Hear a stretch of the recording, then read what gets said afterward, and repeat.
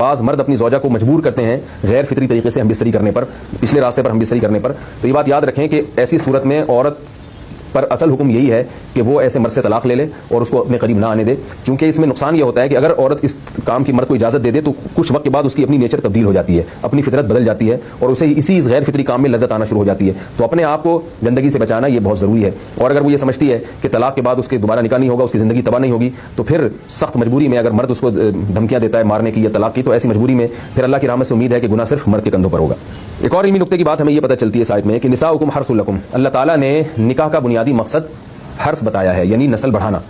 یہ جو family planning والے آج جس دعوت کو لے کے چل رہے ہیں کہ بچے دو ہی اچھے، یہ جو پوری دنیا میں ایک تحریک چل رہی ہے، یہ قرآن و سنت کے 100% خلاف ہے. قرآن کے واضح نصوص اور احادیث تو اس بارے میں بہت ہی تفصیل سے ہیں. میری جو کتاب ہے ایک سے زائد شادیوں کی ضرورت کیوں، اس میں تقریباً 50 صفحے میں نے صرف اسی پر لکھے ہیں کہ اسلام نسل بڑھانے پر بہت زیادہ حریص ہے. اسلام چاہتا ہے کہ مسلمانوں کی نسل بڑھے.